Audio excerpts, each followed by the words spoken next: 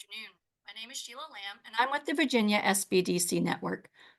For those of you that are not familiar with our organization, the Virginia Small Business Development Center is a partnership program between the U.S. Small Business Administration, George Mason University, and local host institutions throughout Virginia.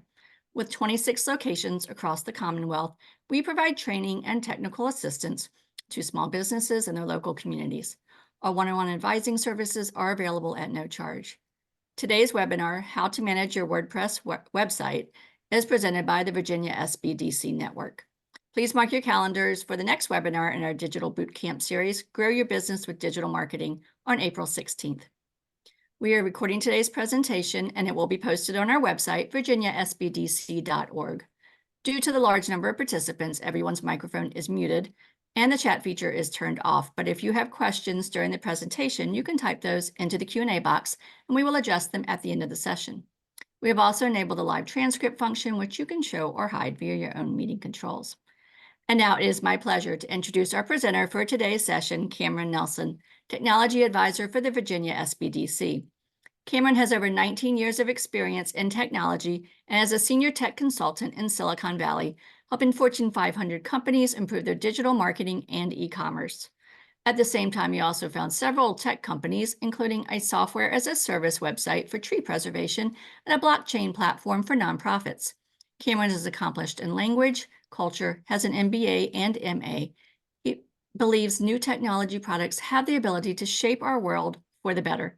Please join me in welcoming Cameron Nelson.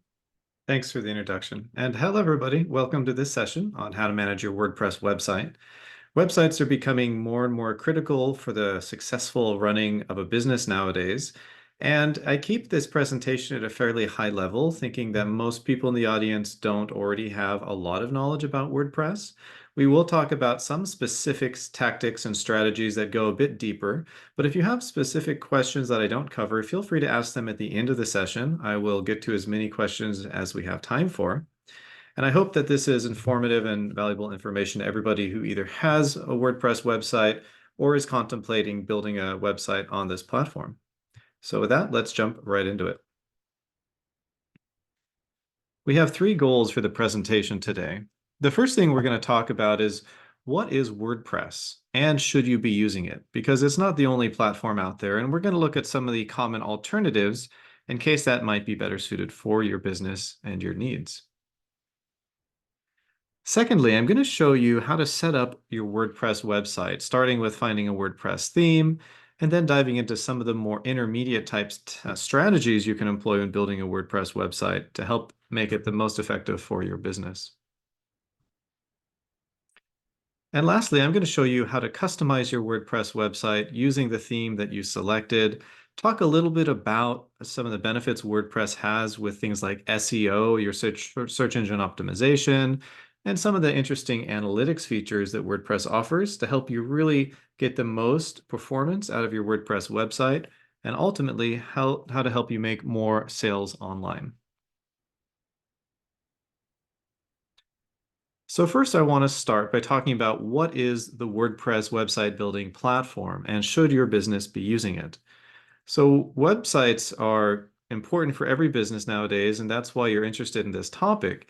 Not everybody knows that WordPress started over a decade ago as a way for people to primarily create blogs back when blogging was a hot new thing, but it's evolved a lot since then, and it's now the world's most widely used website building platform. So it gives you an interface and a coding language to help you more easily build a website, and you don't need to know any coding to do so. However, WordPress, because it does have so many features, it has a bit of a learning curve, and this is what I see turn business owners off most frequently, is just being overwhelmed by the interface, not knowing where to go to do certain things. So I'm going to try to answer those most common questions throughout today. But what are some of the main benefits of using WordPress? I've helped businesses build over 100 websites using this platform, and I think that it has some great advantages and also some disadvantages, mainly the learning curve and the interface, but that can be overcome. So the benefits are mainly that WordPress is widely supported. So the WordPress platform is created and maintained by a nonprofit organization, which is called WordPress.org. That's their website.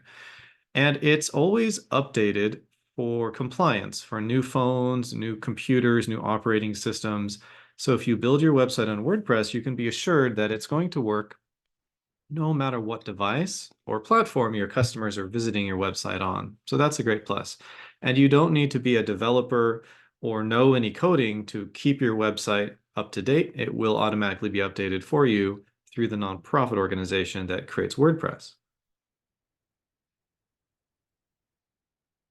The second key benefit is that WordPress, you can create multiple user logins for free. So if you have people who are collaborating on your website with you, whether they're your employees or friends or family, you can create their own logins and give them access without having to share your own administrative username and password.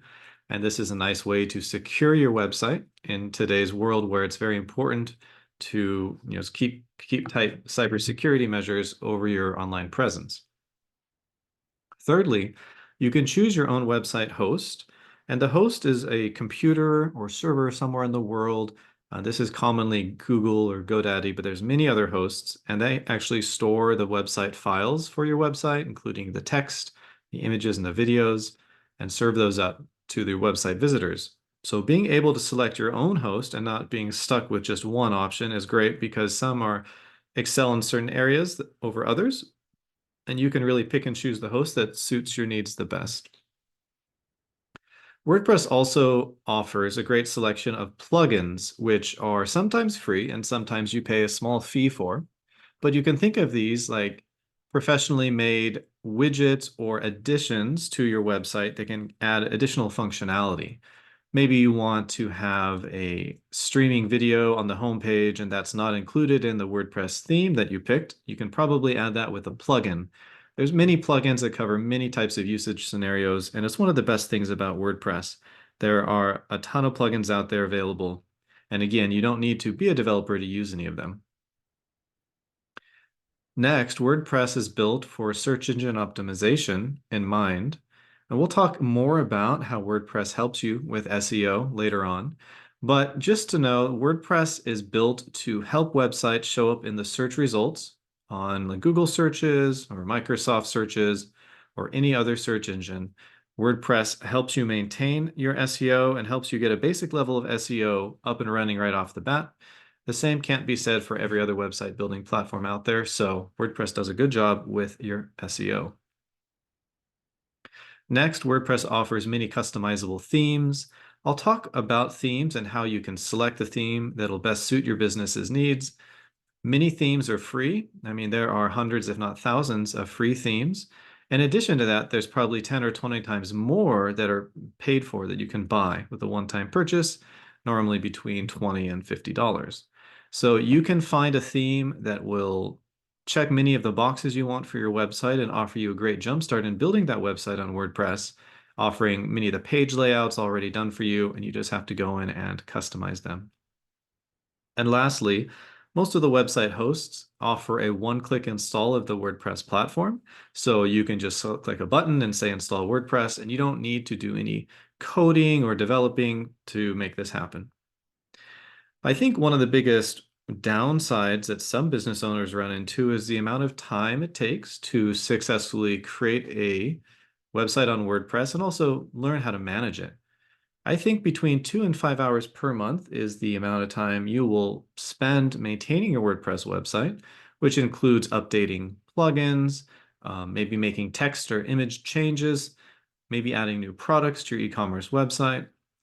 You can hire a professional helper to do this. They could be a WordPress developer, and they will do these things for you for a small fee. But I really do recommend that most business owners learn how to maintain their website themselves because you'll save time and money. You won't be behooven to some professional who might already have a lot of work and won't be able to get to your important changes right away. So it's a really good idea to learn these things yourself. So if WordPress sounds like it might be a little too much for you to take on or too complicated, a couple of simpler recommendations will be Squarespace and Wix. And these can be good alternatives that offer less features, but also less intense of a learning process to start using them. So while today's presentation focuses on WordPress, of course, I want to quickly look at these alternatives because for some of you, these alternatives will make more sense. Inevitably, I find about 85 to 90% of the small businesses I talk to through the SBDC are the best fit. WordPress is the best fit for them. But for the remaining folks, Wix, Squarespace, or Shopify are an even better fit. So we talked about WordPress, we talked about the pros and the cons. For Wix websites, Wix has a drag and drop website building interface that is probably the simplest to use. Now, being super user friendly and having a great templates to choose from, the cons are that it's quite a bit less flexible. So you can't switch your website template, which is the look of it after you launch the website. You'd have to create it from scratch all over again. You're going to have very limited features for modifying the website over the years of your business. And as you continue to grow the business, you'll need more things out of your website. Wix will run into limitations much more quickly than WordPress. The third one on this list is Squarespace. Squarespace and Wix are very, very similar. They both have a really easy type of interface that's aiming for people who don't want to take the time to learn WordPress and are more familiar with just dragging and dropping on their screen to build a website. Similarly, you can create beautifully looking websites, and they can be very mobile responsive, so they'll work on mobile phones as well as computers. But the con in here is the same. You have less flexibility than WordPress.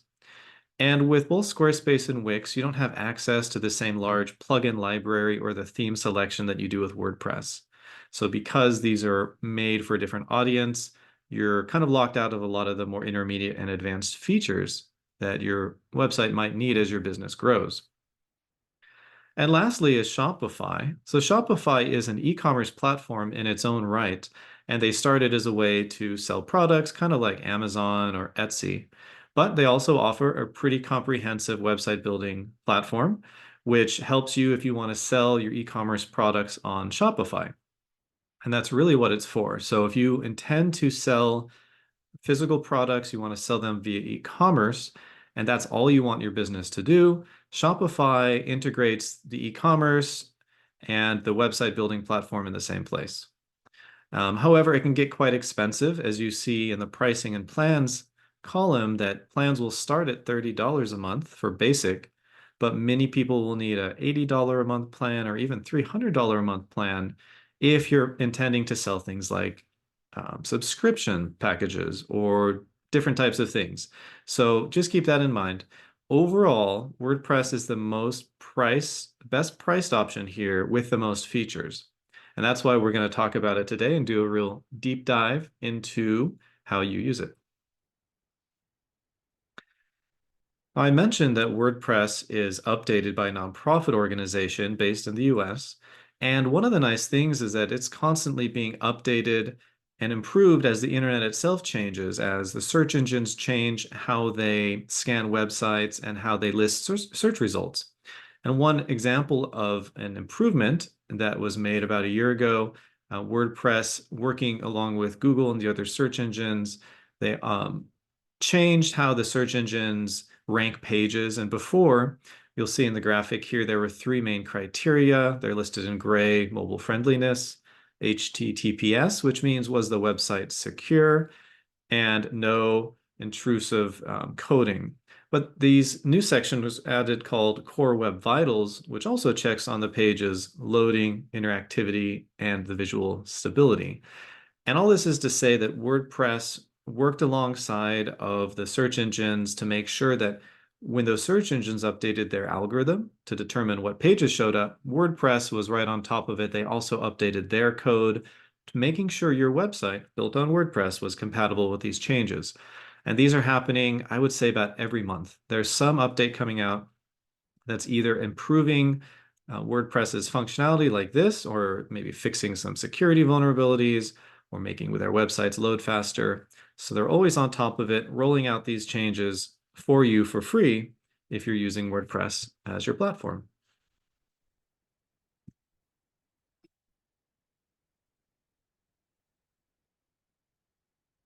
Now, I'm sure all of us have heard about the great advancements that have been taking place because of AI. And this is happening all over the digital landscape. And WordPress is definitely not being left behind.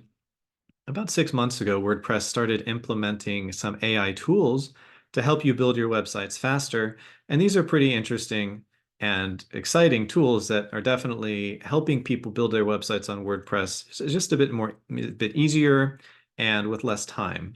So one of the ways WordPress helps you is that you can instantly generate text for your website or enhance some existing copy if you've written some of it. So if you want to write a one-sentence description of your business, you can ask then WordPress's AI to expand on that. And it does a really good job at helping you write more text just to kind of fill up the blank spaces and get your website looking like the shape you need it to be in. And similarly, if you have a lot of text about your website, you have, many, many pages, and you want to condense it and summarize it and actually make it good for your search engine optimization on the website, then the AI, you can give it all the text and the AI will shorten it, condense it, and make it more succinct for you to get a higher SEO score. And this is generally a free tool offered with themes on WordPress. So that's really interesting and very, very powerful. You can also, of course, translate your website into any language, which is very helpful if you're selling internationally. And WordPress doesn't stop there. AI is also very good at image generation and image manipulation just based on text prompts you type in.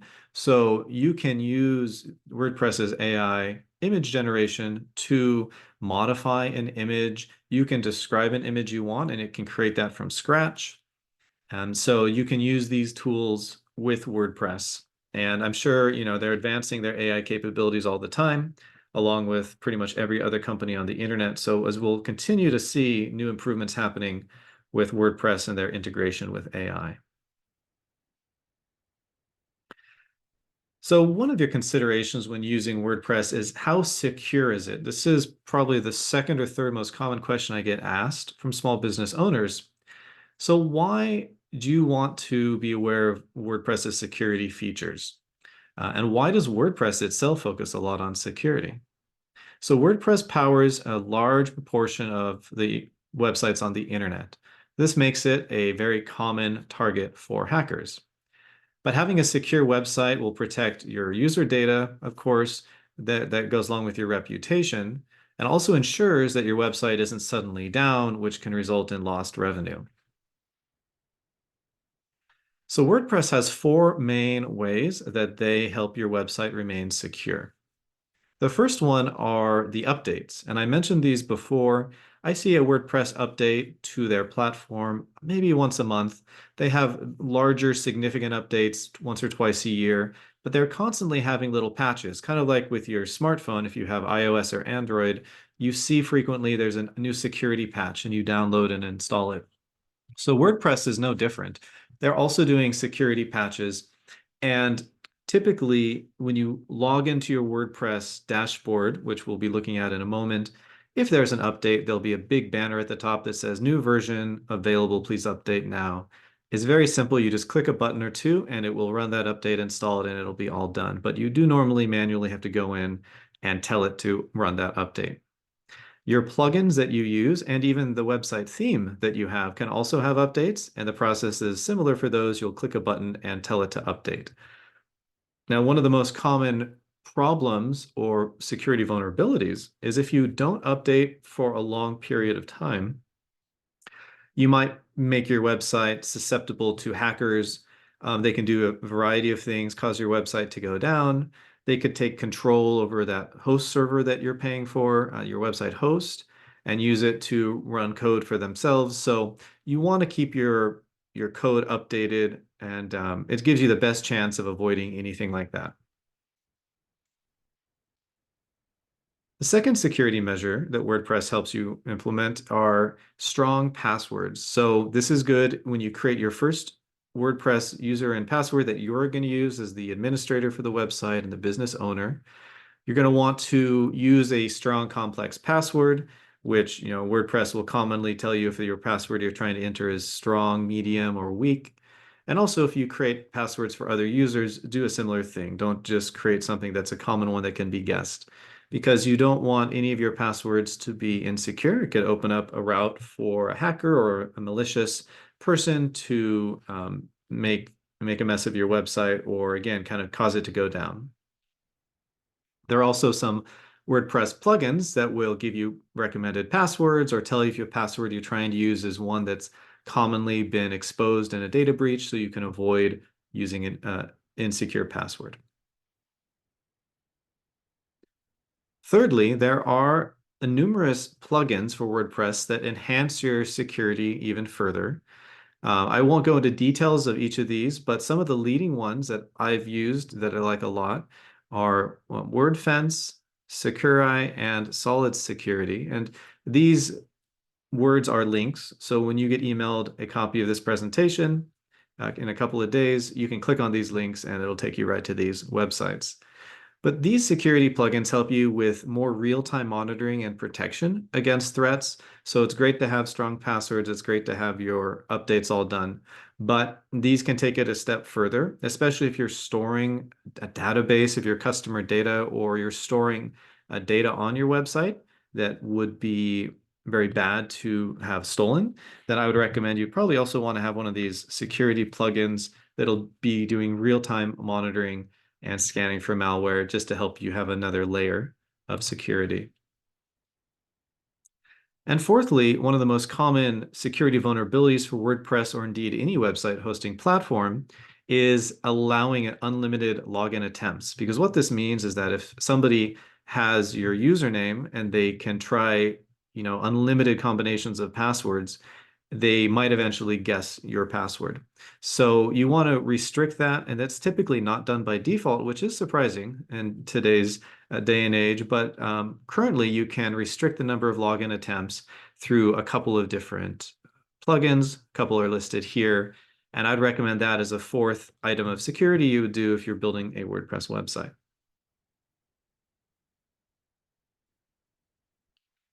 Now, I get asked a lot, what is the difference between WordPress.org and WordPress.com? And there certainly is a big difference, but it's a not very well-known difference. And I think the organization did a poor job explaining this to the public. So I'm going to take a moment and explain it here, because I've met small business owners who have built a website on WordPress.com and suddenly realized they have a bunch of limitations which they weren't expecting. And then how do they fix it, and how do they move to WordPress.org? And unfortunately, there's no easy way to do that. You do have to start over building your website on WordPress.org. So what is the difference? WordPress.org is the nonprofit run free version of WordPress. You don't actually pay any money for WordPress.org. You do pay just for the website hosting, computer, which runs between $6 and $8 a month. But WordPress.org is actually a free software. It's a free platform. It gives you full theme support. So any WordPress theme you find made by any developer in the world will work with WordPress.org. With WordPress.com, it's a much more locked down platform. So they only give you a selection of a couple dozen different themes you can choose from. So it's not great for the theme selection. On WordPress.org, you have access to all of the plugins, which are one of the best things about using WordPress. And the plugins I mentioned above for security, and many, many others. Whereas on WordPress.com, they don't allow you to install or use any plugins like that. On WordPress.org, you pay the hosting fees, which is a monthly fee. It's around $6 or $8, depending on what company you use. On WordPress.com, they do give you free hosting up to about 3 gigabytes of storage. So that is one advantage of WordPress.com. On WordPress.org, you have full ability to sell your products, whether they're physical, they're digital, they're a subscription package. You can sell any way you want, anything you want. Whereas on WordPress.com, on the free tier, they're not going to let you do any e-commerce. You have to upgrade to a $45 a month plan. So it gets very, very expensive for e-commerce businesses. On WordPress.org, you can have complete branding freedom. So you can change the look of the website any way you want. You don't have to have in the footer powered by WordPress or anything silly like that. Over on WordPress.com, they do say all over your website things like powered by WordPress.com. And this just makes it look less professional overall. Many Fortune 500 companies use WordPress.org, and you would never know because you don't see it branded as running on WordPress. WordPress.com, you have to pay an additional fee to remove their branding. On WordPress.org, you get access to all of the search engine optimization features the internet has available. So there's intermediate tools and advanced tools. And if you're running a mid to large size business, you're definitely going to be needing access to more advanced SEO tools.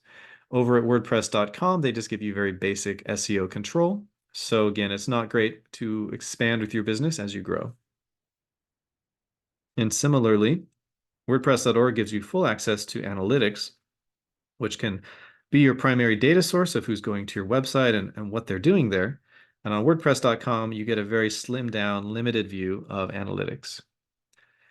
On WordPress.org, you will do the plugins and do the updates as you see them appear. And on WordPress.com, they actually do that for you. So again, another bonus for WordPress.com. But if you compare these two offerings, for almost everybody here, WordPress.org is the way you want to go because you have the e-commerce flexibility, access to the plugins, access to your own, selecting your own host, branding the website however you want, etc. For very few situations I've ever seen, WordPress.com has been a better choice. And this is sometimes in the case if it's a nail salon or a service-based business, you're not selling, you're just kind of promoting your business online. In this case, WordPress.com can be okay, but before you use that, I would suggest Wix or Squarespace anyway, because they're superior to WordPress.com. So hopefully that dispels any doubts in people's minds. So one of the best things about WordPress, again, WordPress.org, is the theme selection. There's many great themes, and the nice thing about using a WordPress theme is it gives you about 80% of your website is complete, and you spend about 20% of the time then customizing it. There's a couple main places I like to go to find WordPress themes. The first one here is WordPress.org's own website. This has a selection of, I would say, pretty minimal themes. They don't have a lot of pages. They don't have a lot of interesting layouts. They're very, very basic, and they can work for some businesses quite well.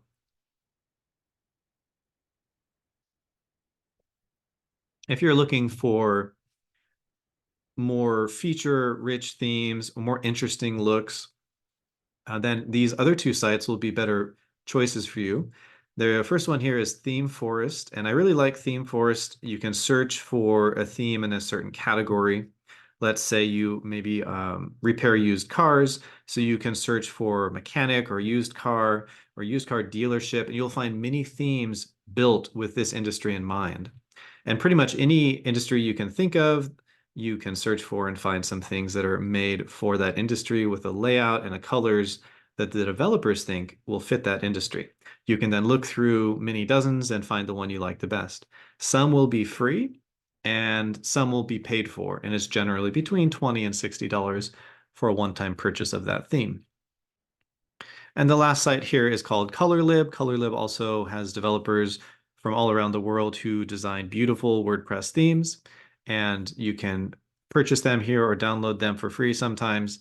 And then I'll show you, once you were to download that theme and have it, how you then install it in WordPress. It's actually pretty simple. So these are the three places I would go to start your theme search. And do spend some time here. Do, look at least 5 to 10 options. Don't just build your website on the first one that you see, because if you want to switch your theme, you kind of have to spend a lot of time doing it, many hours at least. So it's best to find a theme that you really feel fits your business now and hopefully in the future as you grow, and you're going to be able to use that theme and stick with it for 3 to 5 years.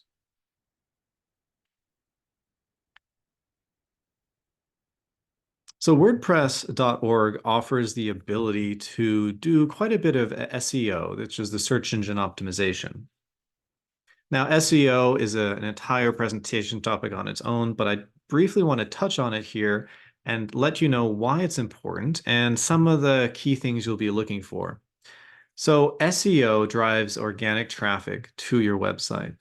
When we say organic traffic, we mean traffic or visitors that you don't pay for. They're completely free because they're finding your website through a Google search or a Microsoft search or any other search engine, and you're showing up there in the page results.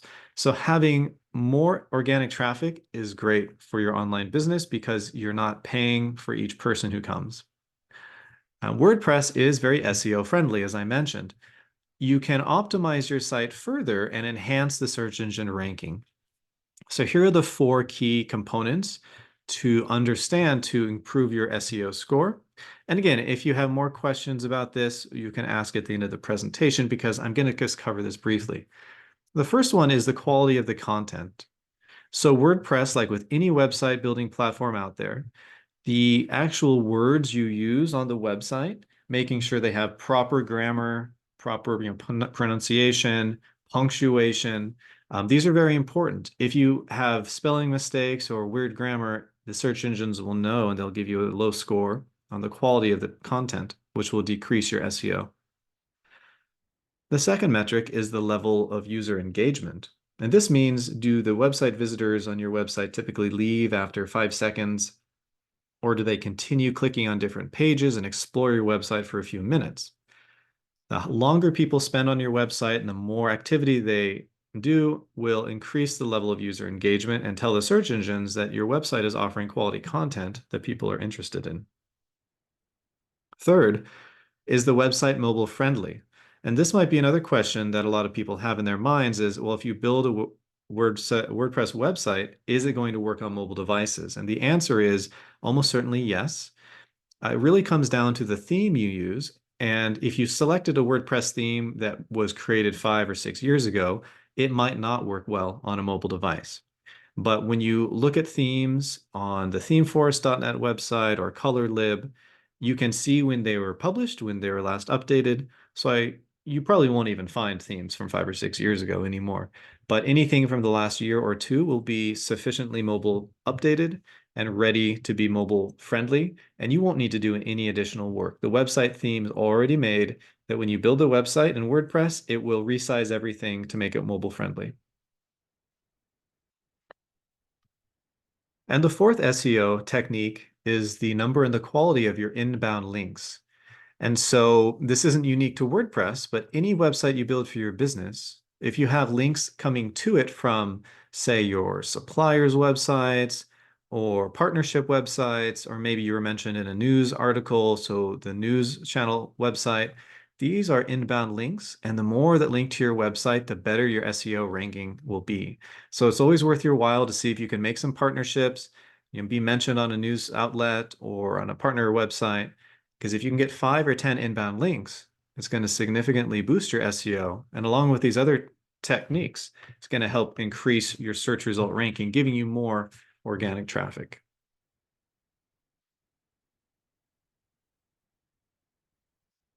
So next, I want to spend some time looking at the WordPress dashboard.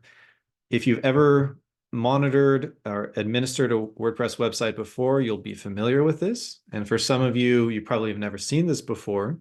But the dashboard here, it really hasn't been updated in 3 or 4 years significantly. So it can look a little bit outdated, especially if you compare this to Wix or Squarespace and their interface.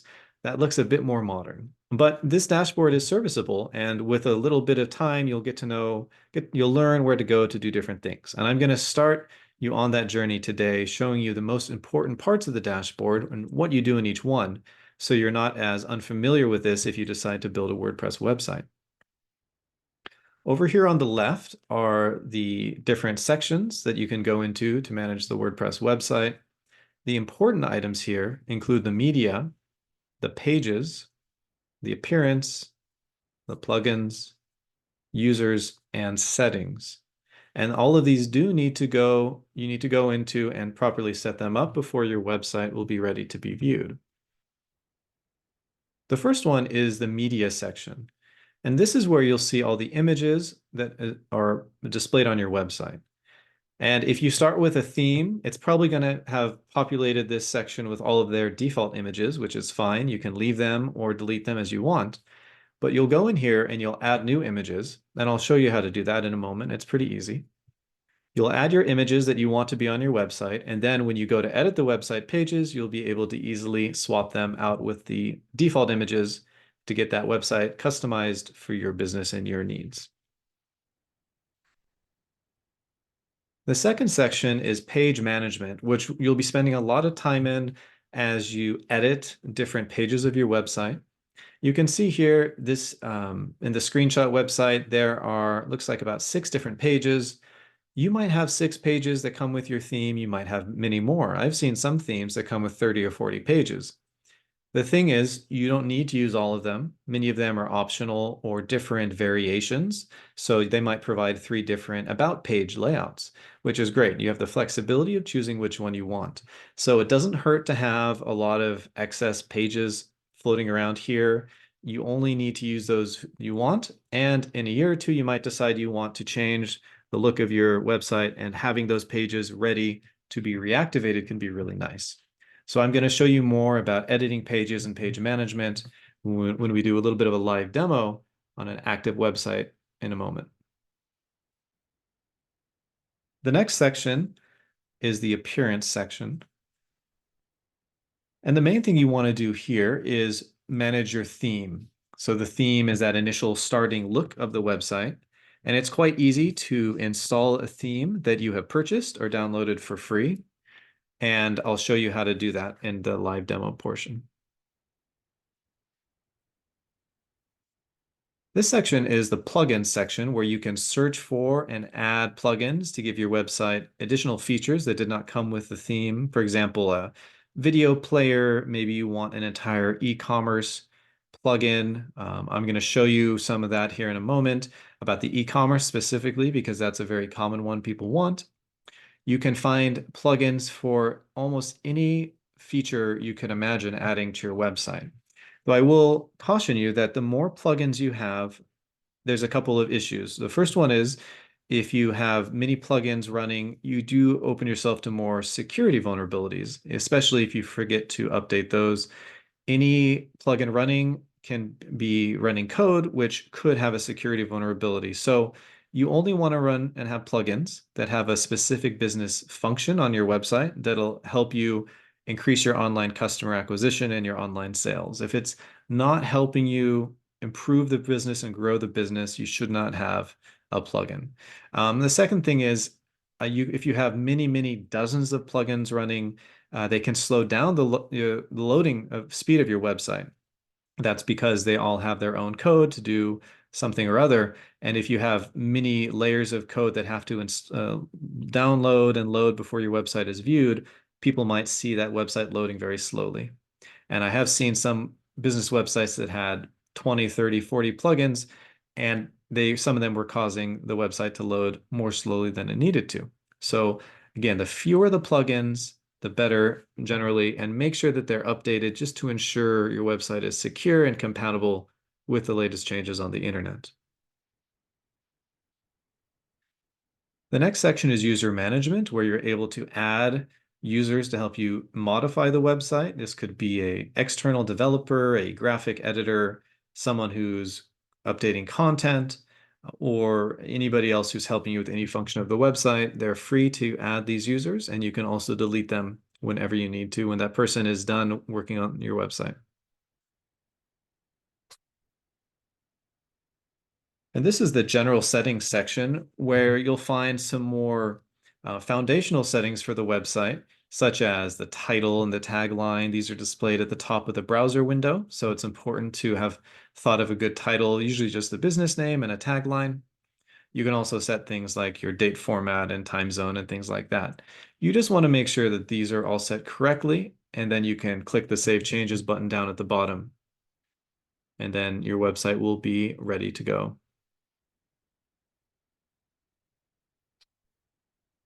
Now, because many of you are going to be selling your products online, this is considered e-commerce. And I'm going to talk about the main e-commerce plugin for WordPress, which is called WooCommerce. Now, this is the plugin that I've used the most. It's also the most widely used out there by the number of installs. So why would you choose WooCommerce as your e-commerce plugin? WooCommerce is, I think, a very powerful and also a very customizable plugin for WordPress. And again, it lets you take credit card payments. It does the credit card processing and then deposits the money in your bank account. That's its function. It also provides the pages for things like the shopping cart and the checkout pages. It gives you the layouts for all of that, so you're not having to create any new layouts for the e-commerce experience. It can also put the little shopping cart icon in the upper right-hand corner of the website. Again, it basically enables e-commerce on any website template that you would have chosen. It also integrates very nicely with WordPress, and we'll see that in a moment. And I think it provides the most robust solution for building an online store. You can build this into your existing WordPress website, or if you're starting a new WordPress website, you can definitely create it with using WooCommerce in mind. But it doesn't really matter. The steps will be the same whether or not you add this after the website is done or you add this plugin during the development and the building of that website. So I'm just going to quickly walk through the main steps of setting up WooCommerce. I won't go into a ton of detail here because this isn't applicable to everybody, but if you have more specific questions about WooCommerce or e-commerce, feel free to ask them at the end. So the first step is once you click to install the WooCommerce plugin, you will configure some basic settings. As you can see here, the text might be too small. Apologies for that, but it asks, what country are you based in? What's your address? What kind of currency or do you accept? So WooCommerce can do currencies all over the world. You can accept pounds, euros, dollars, pesos. It will do the currency conversions and even calculate all of your taxes. So it's really nice that it does all that for you. So you'll set some basic settings there so it knows where you are and what kind of taxes you need to calculate. Secondly, WooCommerce will link to a payment gateway. So you can use the main payment processors like Stripe and PayPal. WooCommerce also integrates with many of the other ones that are a little bit smaller. Square is one, and many banks. So like Bank of America, Wells Fargo, they will be available here to use with WooCommerce. So if you have a business bank account at Bank of America, WooCommerce can integrate with them and make sure those funds are deposited into the bank account you want them to be. And WooCommerce also does all of the shipping for you, which is really nice. You will specify some basic parameters, such as do you offer flat rate shipping? If everything you sell is the same size and weight and dimensions, you might just say, look, the shipping is $10 on every item on the website. Or you can specify certain rules. If the item is X, Y, and Z, the shipping is now $15. It's all customizable and quite easy to do.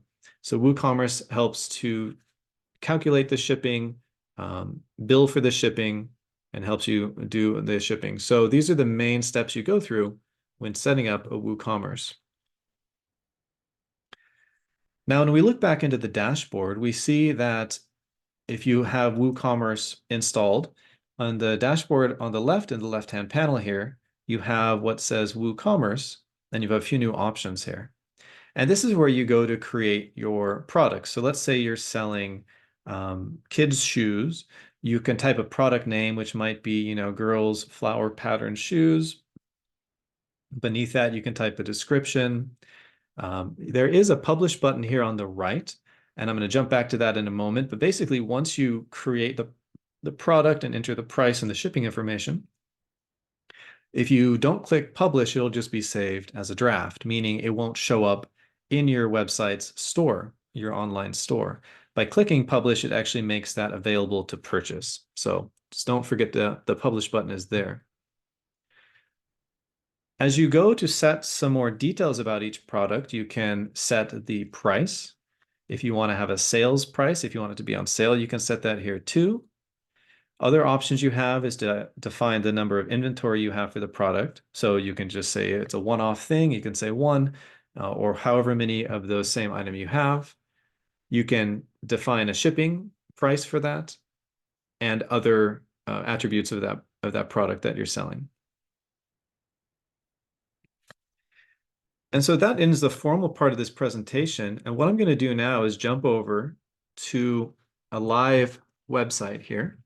And I'm just going to walk you through some of these main sections again in a live format so you can see how this works just one more time, just to reiterate some of these key parts of the WordPress dashboard. So the first thing I'm going to do is click on the media section.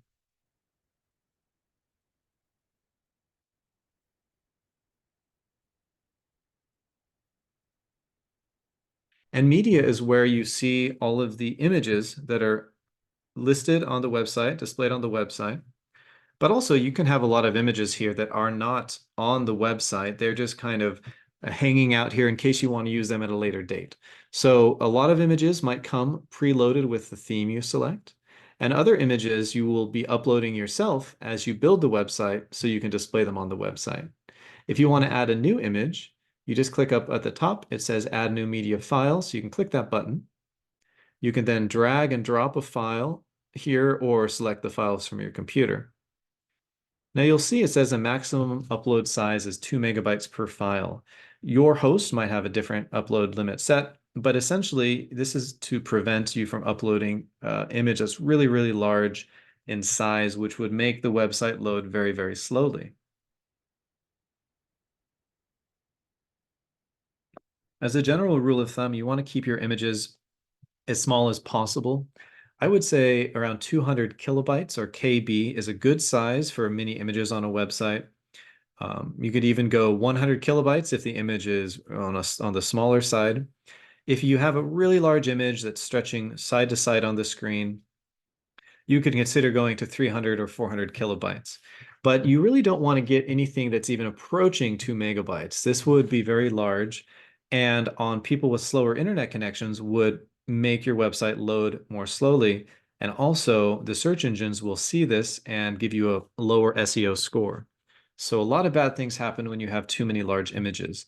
So when you're building the website, whether it's on WordPress or any other platform, keep in mind as you're uploading images, if you see you have an image that's 2 megabytes or 5 megabytes or 10 megabytes, and if you're taking images with your smartphone, they might be 5 or 10 megabytes. What you need to do is resize that or optimize that image and compress it down to around 200 kilobytes.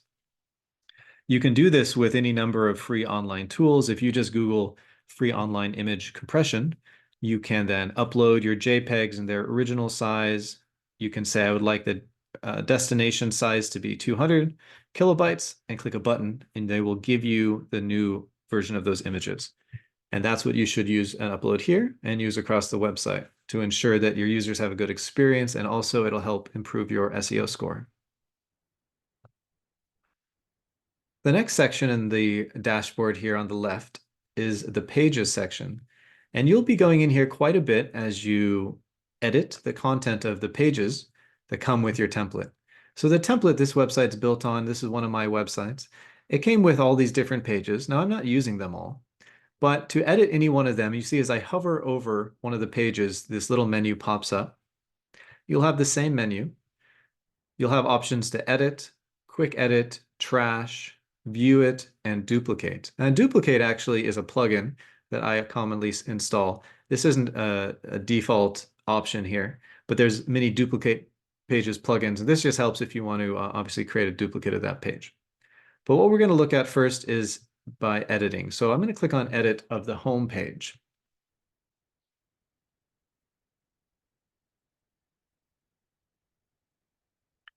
So here we see what's called a WYSIWYG editor, which the term was around for 20 years, but WYSIWYG stands for what you see is what you get.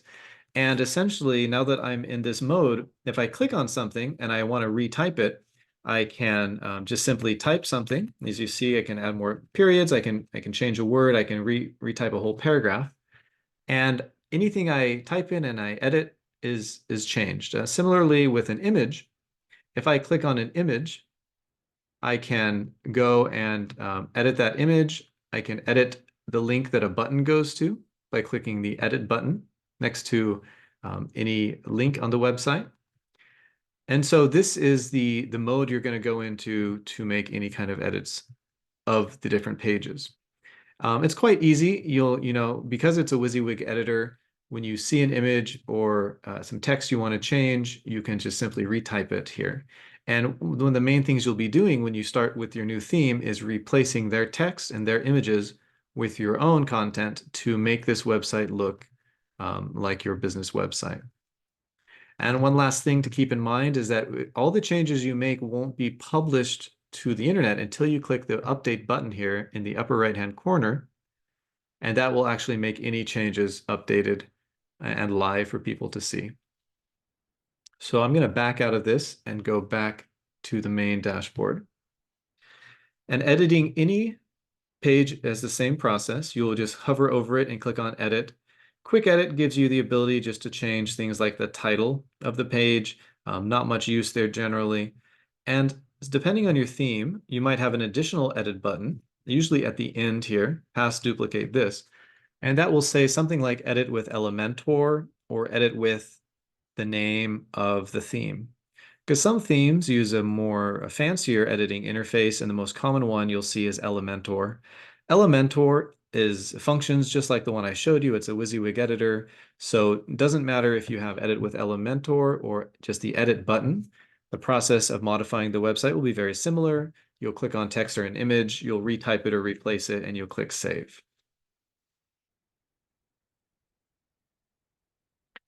The next section we're going to look at is the appearance page, and especially the themes.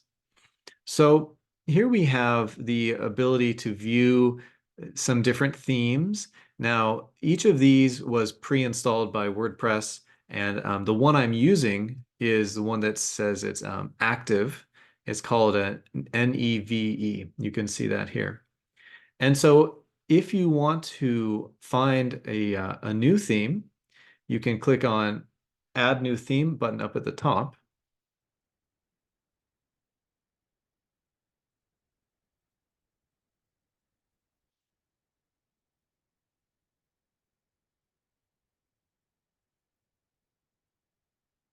And here we see a list of themes that was that example I gave you of the WordPress.org list of themes. As I pointed out, they're quite nice looking. They're very minimalistic in general. They don't offer a lot of pages or layouts. Some businesses might find that they can find a theme they want here and that it works for them. That's definitely fine. However, if you go to themeforest.net or the other websites that have more professionally made WordPress themes, and you decide to buy one, once you purchase it, they'll give it to you in a zip file. And if you want to then use that as your theme on the website, you'll just go to the top of this page and you'll click the button that says Upload Theme.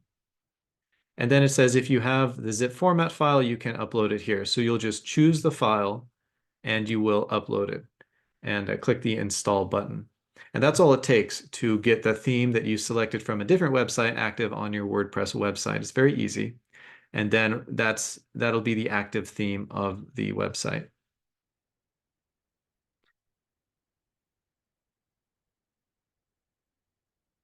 So I'm going to go back to this page briefly. Once you install another theme, it'll be listed here along with these others.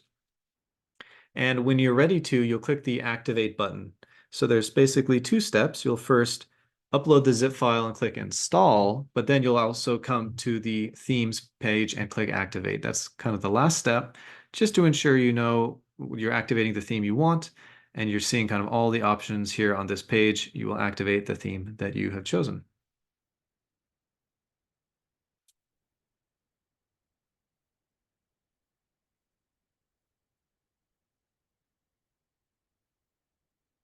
So next we're going to look at plugins, which I think is one of the best features of WordPress. Here we can see all of the plugins that are installed on this website.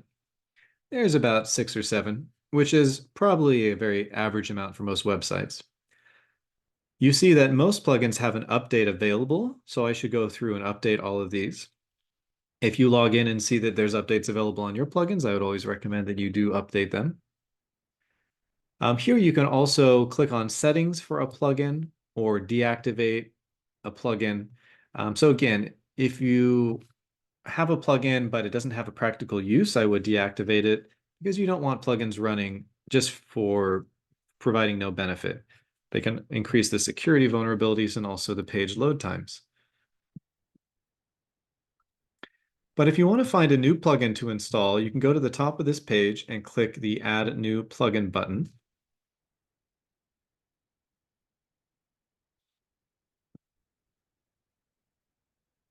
And WordPress will show you some of the featured plugins and popular plugins. So they do numerous of different things. I wouldn't go through and look around at plugins and find one that you think looks interesting and install it, but rather I'd start from the other side and see what is the business objective you're trying to accomplish on your website, and what feature or functionality does it need to have to do that. And then you can find a plugin that does that specific thing. So, for example, if you have a goal, and let's say it's e-commerce, and you want to add e-commerce functionality, which is the credit card payments, to your website, we can search for e-commerce here at the top. And then it shows the results of plugins that do e-commerce. So as you can see, it says there's 1,036 items that are e-commerce plugins. And you'll often find this. There are hundreds, if not thousands, of plugins for any given need. And so it can be a bit overwhelming of which one do you want to pick. As we already talked about, WooCommerce is the #1 e-commerce plugin for WordPress. But if you didn't already know that, what I would suggest you do is either get a recommendation from a friend or a website developer who's familiar with them and says, okay, here's a good plugin for this need that I would recommend. But if you don't have a personal recommendation, I would look for the plugin that has the highest number of reviews here. In this case, over 4,000 for WooCommerce, and also the highest star reviews. This will just be a good indication if you don't have any other benchmark of which plugin is the most respected and the most commonly used, and it's generally going to be the best for your needs. If you find a plugin that you like, you have two options. You can click the Install Now button, or you can click More Details. By clicking More Details, you'll see, yeah, just a bit more details of what the plugin does. You can read up on its specific kind of selling points and just really make sure, okay, this is doing what you need your website to do. And if it is, you can click Install Now. Some plugins are free. Some plugins have a small annual or monthly fee. With WooCommerce, they take a very small percentage of each sale as their fee, which is common with credit card processing applications. So it all depends on what plugin you use, if you'll pay for it or not. But the plugin section is one of the most powerful and compelling reasons to use WordPress. Next, we're going to go to the users section. And here you can see the list of users who are authorized to edit this website. In this case, there's only one user. But if you want to add a new user, you just go up to the top and click the button for Add New User. You need to give it a username and an email address. And if you want to just keep it simple, the username can just be the email address. That works just fine. And it will automatically generate a password down here, or you can type in your own. You can fill out their name if you want, but you don't have to. And the last option is the role. So this depends on, do you want them to be a full administrator like you and be able to add new users and install and uninstall plugins? This is, the highest level of access, but also the most risky. So for example, if you have a graphic designer who's going to go in and change some images for you, I would not make them an administrator. Editor or author are the two best choices.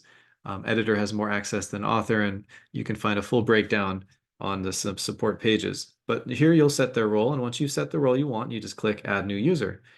The nice thing is there's no cost for this, and you can delete these users anytime just to re-secure your website. And lastly, I'm going to go to the settings, and just to show you where you set up these more foundational settings for WordPress. Here you'll set the site title and the tagline. You'll make sure that the website address or URL is correct.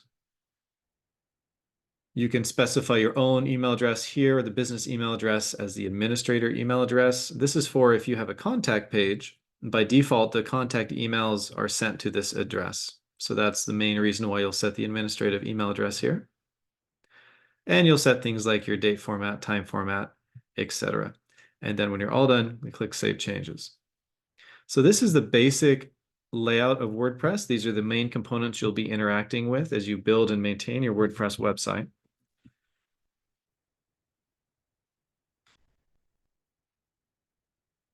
So that ends the formal part of the presentation, and now I'll be happy to take your questions, and hopefully you found this valuable, and please let me know if you have questions about anything else that I might be able to answer. Thank you.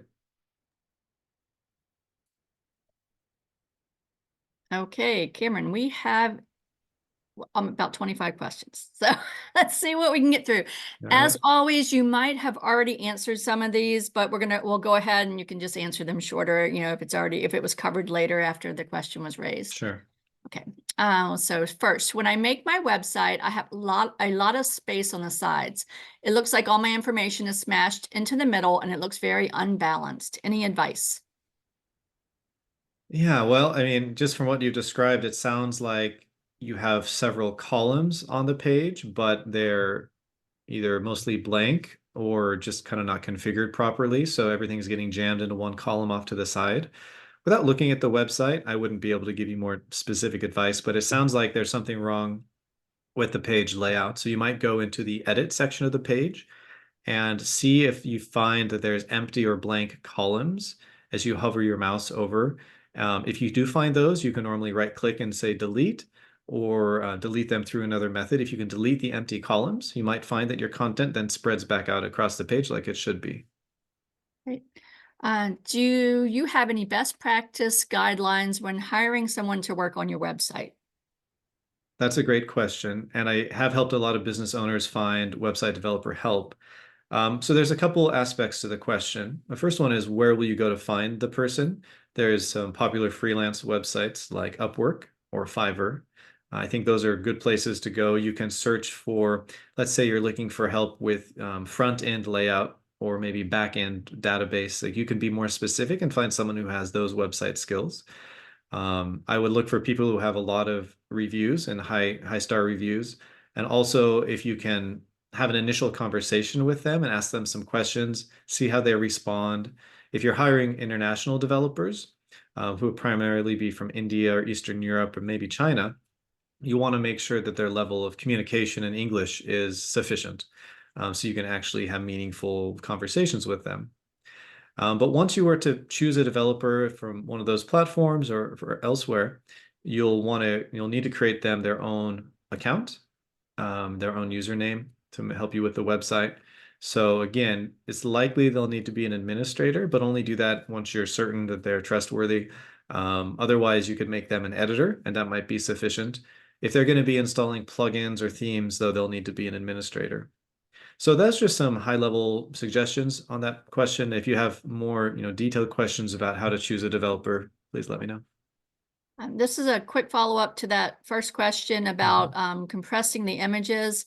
This is what is the info for that website to compress images? Can you please repeat that?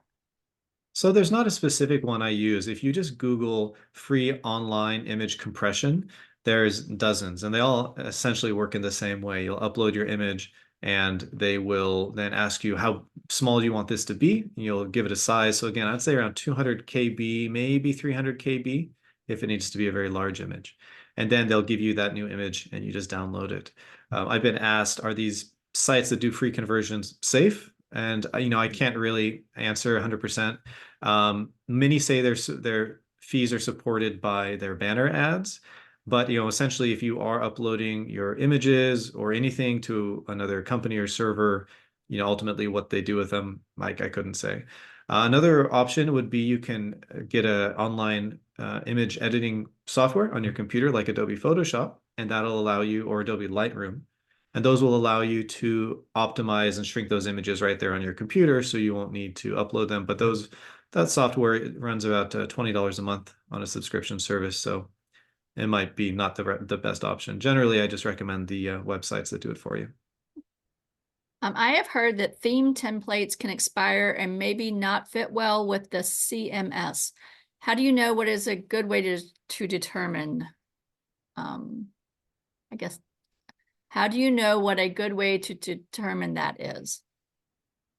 So I think the question was, if you select a theme, which I showed you from themeforest.net or ColorLib, how can you be sure it won't maybe expire or run into issues down the road? Generally, the developers who create these, they have been creating WordPress themes for many years, so you might see 5 or 10 years, they've been around that long. And so they generally provide really good support. Also, if you have questions about changing things, they can generally answer those for you. But if you were to select a theme developed by somebody who's never done a theme before, it might be that They wouldn't be available to provide updates, or potentially something could break in the theme because something else changed on the internet and it wasn't updated, so it stopped being compatible. That is a small risk. I've only seen it once or twice out of hundreds of different websites. If that's really a concern for you, then I'd recommend you look at the themes provided by WordPress itself. As you remember, when we went to um, customize themes, we saw the first page was their own themes made by the WordPress.org nonprofit organization. They're not the flashiest and don't have all the bells and whistles, but they are supported by the same organization that creates the whole platform. So you can be pretty sure that they're going to be receiving updates and they're going to get good customer service with those. Okay, so this is another question very early on. Could you please comment on hosting at WordPress.com? Other than that, what is your suggested host? Yes. So WordPress.com, as I mentioned, is not what I recommend unless you just have a very minimal website needs, but it's really not a good platform in my opinion. When it comes to selecting the host for your WordPress.org website, my go-to is GoDaddy and GoDaddy.com. It's price competitive. It's one of the largest hosts in the world. They have really good customer service. You can find cheaper hosts by $1 or $2 a month. If you're really looking for a budget host, then the one I recommend there is called bluehost.com. And they're a little bit cheaper and they're also very, very good. You can find even cheaper hosts, but I don't have personal experience working with them. Sometimes if you're trying to pay as little as possible, you might end up with a website that loads very slowly or maybe occasionally goes down for no reason. Like smaller hosts can have issues like that. So I would recommend either GoDaddy or Bluehost. And another option could be Google, who also hosts websites. I don't use them much, but obviously if you like the Google ecosystem, you like Gmail and things like that, it can be a logical fit. So I'd look into those. Is the translate feature built into all versions of WordPress, or do you pay extra? So the translate feature is not built into all versions of WordPress. There are plugins that will help translate your website, but the feature I showed you back on the slide was using WordPress's new AI features to help you translate. So that's built into the website editor, especially with the Elementor editing interface. So as I said, depending on the theme, some themes use what's called the Elementor interface. And Elementor is really nice. Compared to the edit interface I showed you, it has some more features and it's a bit more of a advanced editing interface. But once you go into Elementor, if that's available for your theme, then you'll see the option to translate with AI, create text with AI, and create the images with AI. So that's a feature of Elementor. If you do get a theme that supports Elementor, just keep in mind you don't need to use Elementor necessarily to edit the web pages. You can click on the same edit button I did and see my same WYSIWYG interface if you prefer that. Or if you want to use the more advanced Elementor with the AI stuff it gives you, there'll be a button that says Edit with Elementor, and you can click on that button to edit the page. How do you access AI on WordPress? I'm sorry, could you repeat that question? Sure. How do you access AI on WordPress? So currently how you do it is through the Elementor website editing tool, which is not available for all the themes. The theme I was using, it wasn't available on, you might have noticed. Most of the themes you buy through Theme Forest, I'd say a large percentage of those do use Elementor, but the AI features are definitely rolling out more and more frequently to other editing interfaces, including the one I was using. They're just not there yet. So Elementor is currently the only way that I know of to use the AI tools in WordPress itself. Now, you could, of course, use a ChatGPT account and say, hey, ChatGPT, here's some stuff about my business. Create my homepage text for me, and it will give that to you. And you can copy and paste that yourself right onto your website using any of the editing interfaces. So you don't necessarily need to use the AI tools built into WordPress. It's almost just as easy to use ChatGPT in one browser window and hop back to the WordPress editing interface to edit the text and copy it and paste it there. So lots of different ways you can use AI and always evolving into new ones as well. Okay, so we have about 30 questions in 20 minutes, just to Mhm. give you an idea where we are. Okay. What are your top 3 recommended WordPress themes for a multi-purpose website? Hmm. Well, it's a hard one because, like I said, there's thousands of themes, and so I don't typically have one that I would recommend. Also, a multi-purpose website's a bit too general to be targeted. But what I would say is try to figure out what niche you're in, and then you can go to themeforest.net and search for the type of business you are or the type of product you want to sell. And then they'll show a list of themes that have been built for that type of business. That's the best way to find a theme. I don't think you want to start with a general multi-purpose theme. Start with something, try to be more specific in your search query, and then just see what results it gives you. Um, how important is WHOIS protection? WHOIS protection? Oh, so who is, yeah, it's a way to search and see who's the owner of a domain. So say you bought mybusiness.com, legally speaking, that domain needs to have a name associated with the owner, an email address, and a physical address and a phone number. So obviously, a lot of people don't want all that information to be public through a search called a who is search. So you can, for a fee, I think GoDaddy charges $10, I believe. They can hide that information, but like say that they are the legal owner, but hide your personal information. So hosts can give you that ability to hide your personal information. How important is it to you? It depends. There's almost always a fee with it. So if you're willing to pay the fee and you don't want your personal information visible and associated with that domain name, then the host will charge you for that. A lot of businesses I know go ahead and just use their, business address, business phone number, and the owner's full name as the owner of the domain name. So it all depends on what you want. And did you say that e-commerce is free on WordPress.org? It is, yeah. The WordPress.org doesn't charge any money for using it at all.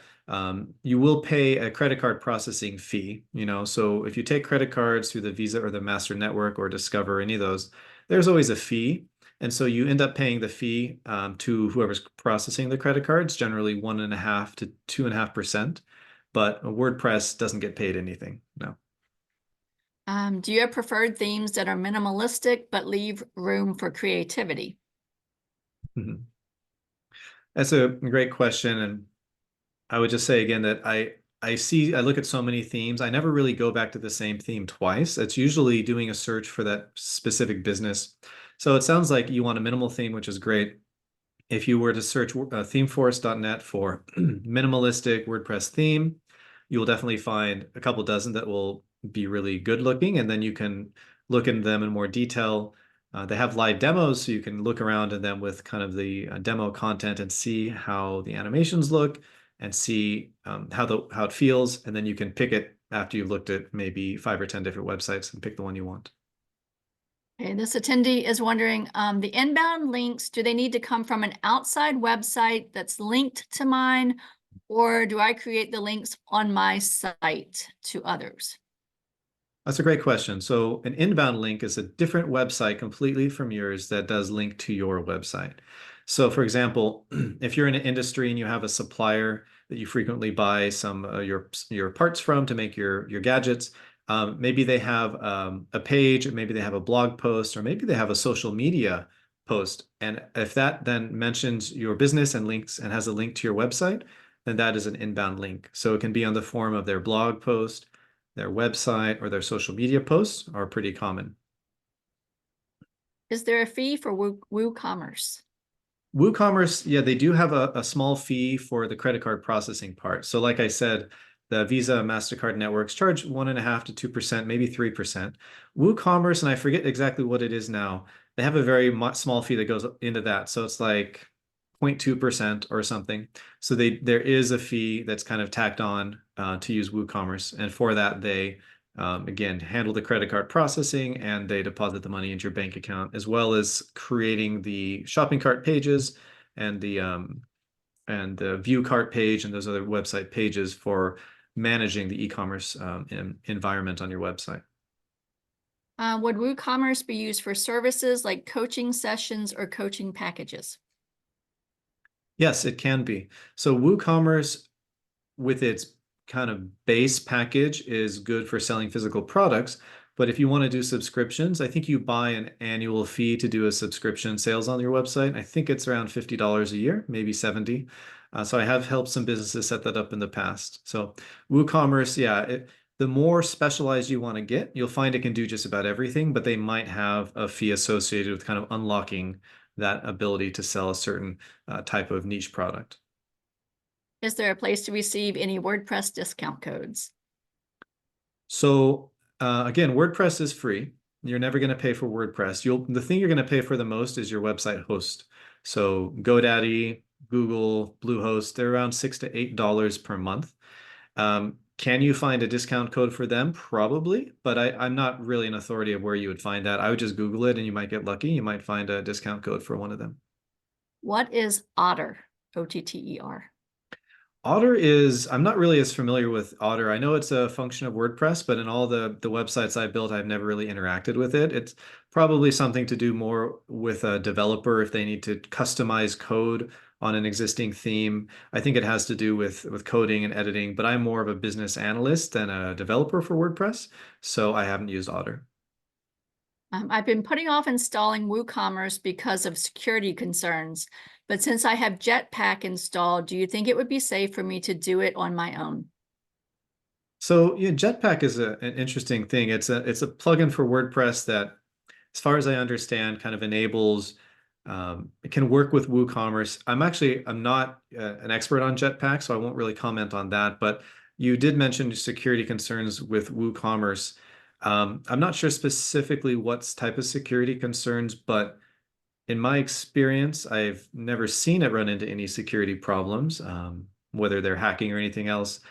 It is very secure as in the sense that it does encrypt all of the credit card data. So if somebody enters, of course, their credit card number on your website, by law, WooCommerce has to encrypt that as it sends it to a third party like Visa network or MasterCard network. So it does all that. So for the basic legal security reasons, those are handled and I think handled very well. I'm not sure what other security risks you might be thinking of. Let's see. Um, okay, this was when you were showing the example, and the question is, where's the activate button? The example for what? I'm not sure. So Margaret, if Oh. you're still here, if you could just elaborate on that question, please. Okay, and we'll just move on. Is it possible to make my current homepage a sub-page of a new homepage in the future? Yes, certainly. When you go to edit your WordPress website, you can, um, you have a menu at the top of your web page. So if you have a current home page and you'd prefer that to not be the home page, but just be like as another page, maybe you want to turn it into the about page or the services page, um, you can um, you can do that by adding it as a link in the menu and rename it from home to whatever you want it to be called, like services. And then you will just need to create a new page to become the new home page. So there's a few steps involved with that I don't think I'll have time to go through all of them. But essentially, yes, you can do it. You do have the flexibility to make any page your home page, as well as make your home page not your home page. And you'd again do that by just adding it up to the header menu as a different page name. Okay, how do you start? Do you have to create an account with WordPress to access the themes and start building the website? So you don't need to create an account with WordPress, no. The way you get started is you would pick a host. So let's say you want to go with GoDaddy. You would go to godaddy.com. There'll probably be a big button right on their page that says get started with a WordPress website or get started with a website. You'll go through that. You'll pick a plan. Generally, the cheapest plan will be just fine. You'll then create an account on GoDaddy. You'll give GoDaddy your credit card information for the monthly billing. And then after you do that, there'll be a question that says, is this a WordPress website? And you'll say, yes, it is. And that tells GoDaddy to install the WordPress kind of platform and get it ready for you. It just takes a few seconds. And then GoDaddy is going to ask you to create your administrative email login to log into your WordPress website, which is different than your GoDaddy login, or it should be different. And then you'll be in the dashboard, which we looked at today. And when you're in the dashboard, you can then go to the theme and install a new theme. And that theme can either be one of the default themes that WordPress offers, or you can go like to themeforest.net and look around there some more to find a more interesting theme. Download that as a zip file and then install that zip file through the WordPress dashboard as I showed you in the example. So it all starts by creating an account with the host. Let's see. Is there a plugin that sends website changes to people who sign up on a list? Nothing comes to mind, but I'm also not sure what website changes you'd be sending out notifications for, you know. If you're creating blog posts and you want somebody to get an email or notification when a new blog post is up, then I think I have seen a plugin for that. But if you're thinking of just any general text change on any website page, I have never seen that. I'm also not sure why you'd need that, but if you have a business need for that, I would look in the plugin store and see if you find a plugin that would handle that for you. Have you used Beaver Builder? Your thoughts on the plugin? I have not used Beaver Builder. No, I haven't come across that. Can you add in your own HTML, CSS, or JavaScript to your site? So generally, yes, if you are familiar enough to edit some code like HTML or CSS, then you can edit code on your WordPress websites. On WordPress.org, one of the things, if you're trying to build on WordPress.com, they would never let you. But WordPress.org is a bit more advanced. So if you're comfortable, you can edit the style sheets and the HTML. There's in the editor, there's a button, an option for edit the code. So you can go in and do that. If you're not 100% sure what you're doing there, though, I wouldn't go in because if you erased a parenthesis or a comma, you could break the website. So only go in there if you're really comfortable and you know what you're looking at. Let's see.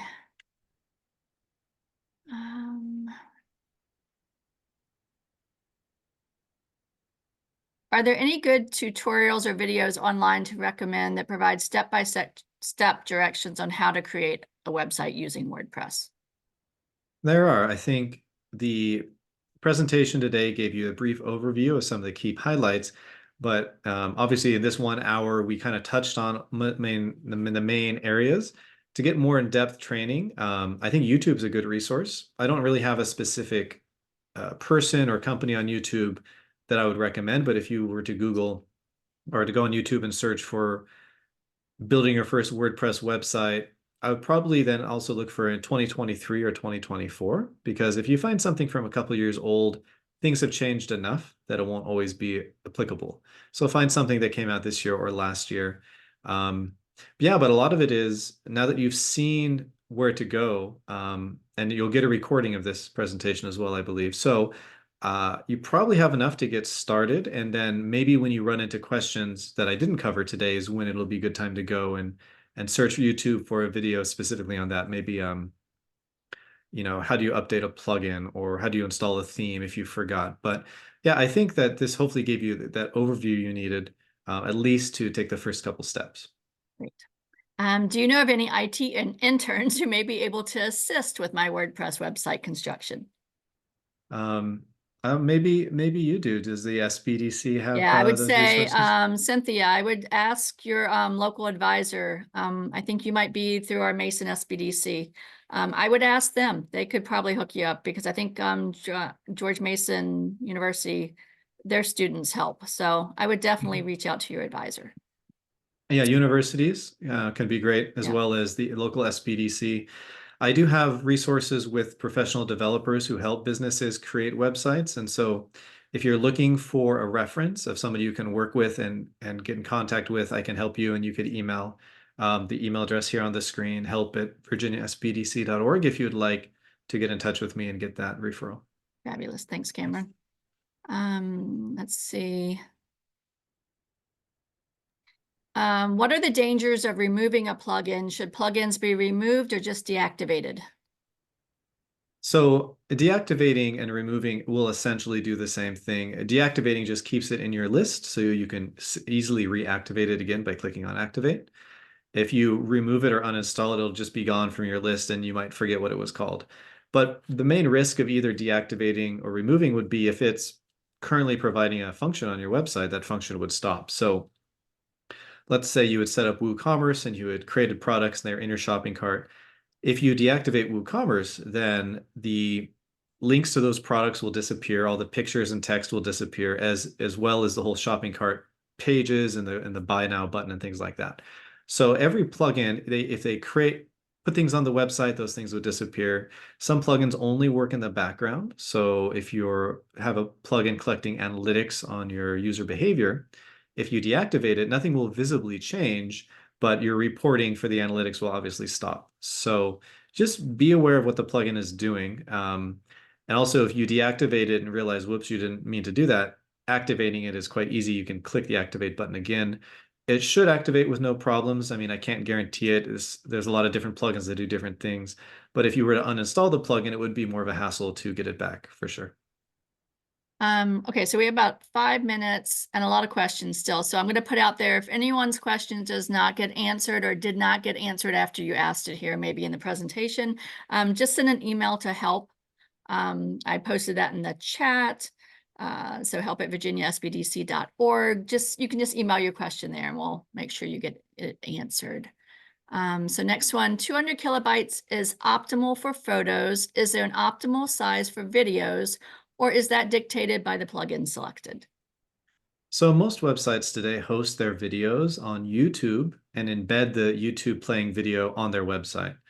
The advantages of that are YouTube then has to pay for all the bandwidth to stream that video to people, and their YouTube is basically always up, so you never have to worry about your video, not being available or the link being broken, and it's free. It's completely free to do that.